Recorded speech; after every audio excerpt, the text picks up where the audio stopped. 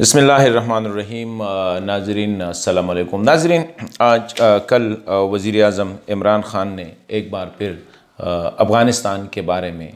तबसरा करते हुए, जब वो जर्नलिस्ट के साथ उसकी इंटरेक्शन थी, उसमें एक बार फिर उसने अफ़गानिस्तान के हवाले से एक ऐसी बात की है जो मैं समझता हूँ कि एज़ ए वज़ीर आज़म पाकिस्तान इमरान ख़ान साहब को इसे अवॉइड करना चाहिए था। इमरान ख़ान साहब ने अफ़गानिस्तान के हवाले से जर्नलिस्ट के साथ बातचीत करते हुए ये बात की है कि अफ़गानिस्तान का मसला जो है,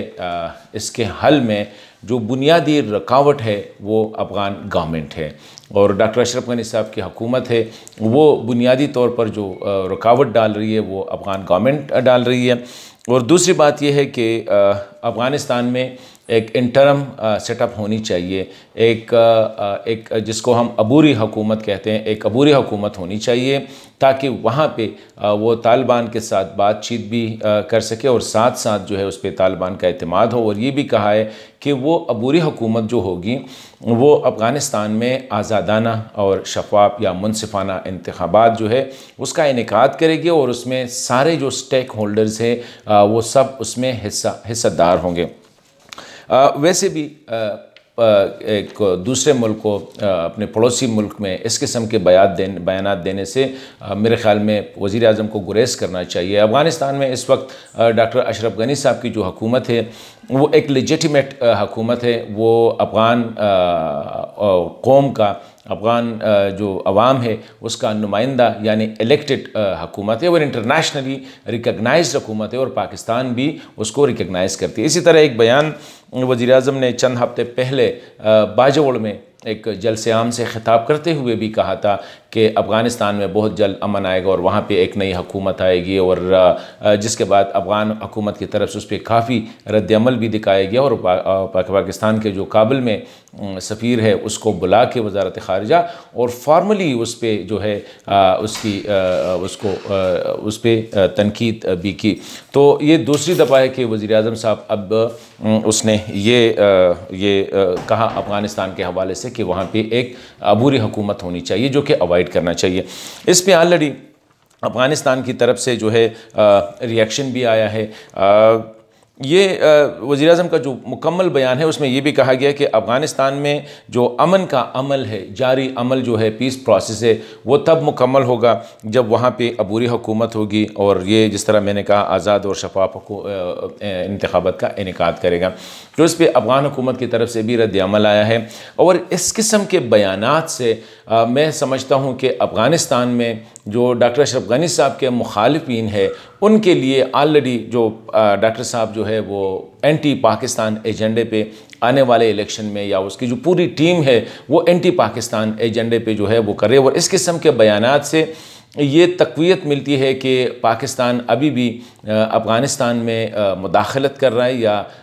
काबुल में एक ऐसी हुकूमत चाहता है जो कि पाकिस्तान की मतलब है कि जिसे हम कहते हैं ना पाकिस्तान की मर्ज़ी से हो, जो कि ऐसा होना भी नहीं चाहिए और न वो कर सकता है। इससे क्या हुआ कि हनीफ अतमर साहब जो कि प्रेसिडेंशियल कैंडिडेट है और साबिक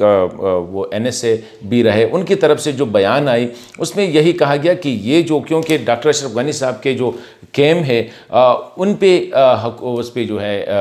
तनकीद शुरू कर गए कि ये जो हनीफ अतमर साहब या डॉक्टर अता मोहम्मद नूर साहब या और जो अपोजिशन रहनुमा है जो अफ़गानिस्तान में ये चाहते हैं कि वहाँ पे एक अबूरी सेटअप हो, क्योंकि डॉक्टर अशरफ गनी साहब की हुकूमत है उसकी पूरी मुद्दत जो है वो 21 मई को ख़त्म हो रही है, वो उसकी लेजिटिमेसी ऑटोमेटिकली ख़त्म हो जाएगी, और अफ़गान आइन में उसके लिए फिर मज़ीद जो है हुकूमत जारी रखना उसकी गुंजाइश नहीं है। तो ऐसी सूरत हाल में पाकिस्तान की, और ये जो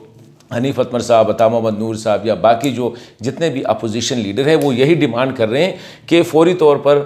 अभी से एक अबूरी सेटअप होना चाहिए ताकि आने वाले इंतखाबात हो या जो भी हो उसका प्रॉपरली इनेकाद कर सके। तो अभी तनकीद यही हो रही है कि हनीफ अतमर साहब या उनकी जो और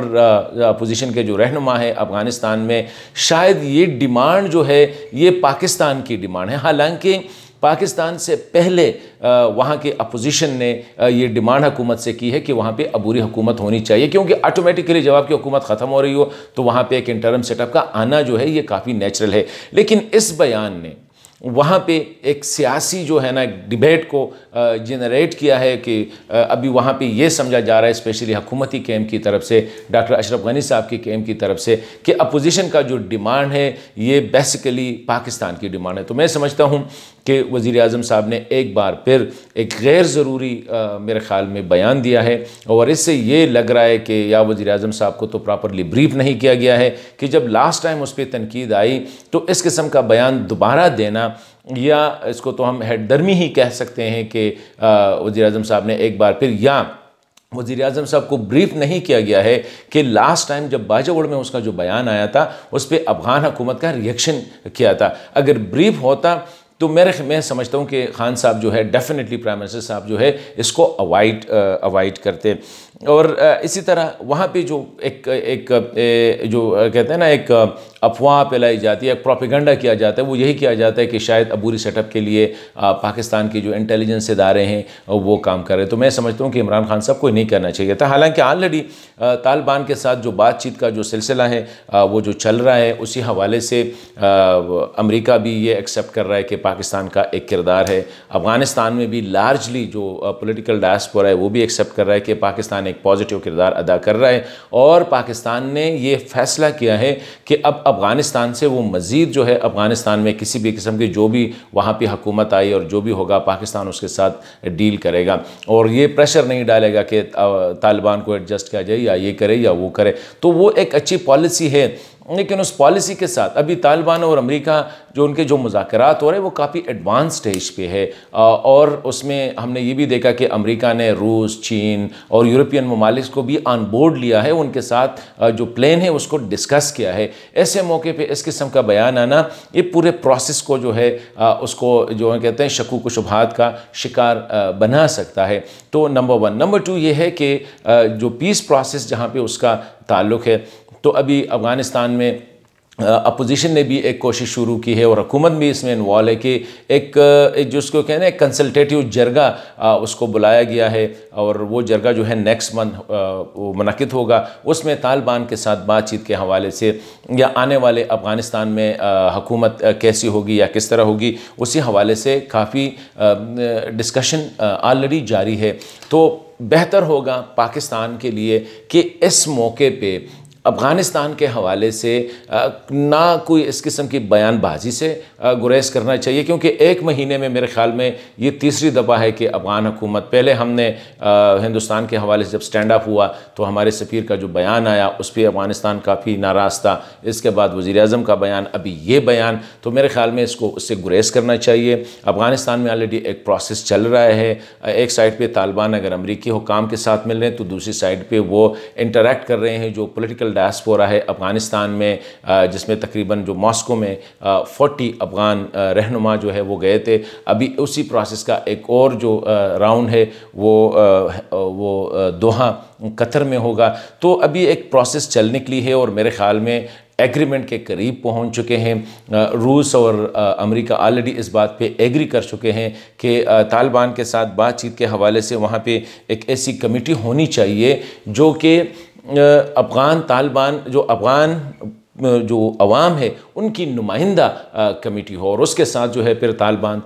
बातचीत कर लेंगे। तो जब ऑलरेडी इतनी अच्छी पेशरफ्त हो रही है और इतना अच्छा एक प्रोसेस चल रहा है, तो ऐसे मौके पे पाकिस्तान की तरफ से आप जो भी बयान दें, अच्छा दे या बुरा दे, अफ़गानिस्तान में उसको बुरा लिया जाता है, क्योंकि एक एंटागोनिज़म है, एक मिसट्रस्ट है। अभी इस मिसट्रस्ट को, और डॉक्टर अशरफ गनी साहब 21 मई तक वो अफ़गानिस्तान के लेजिटिमेट प्रेसिडेंट है, वो इलेक्टेड प्रेसिडेंट है, तो पाकिस्तान को बजाय इसके कि इस किस्म के बयानात देने चाहिए, उसको मौजूदा हुकूमत जो है उसके हाथ मजबूत करने चाहिए और काबुल के साथ डील करें। हमें मलेशिया के वज़ीर आज़म महातिर मोहम्मद साहब ने कितना अच्छा मशवरा दिया कि मलेशिया की पॉलिसी है नॉन इंटरफेरेंस की, किसी मुल्क में हुकूमत क्या है, आइडियालॉजी क्या है, वहाँ पे कौन हुकूमत कर रहा है, उससे हमारा कोई ताल्लुक़ नहीं है। मलेशिया का जो बुनियादी मकसद है वो यही है कि वहाँ पे एक उसके साथ उसकी जो ट्रेड है वो ट्रेड अच्छी वहाँ पे वो करना चाह रहे, दैट इज़ ऑल। तो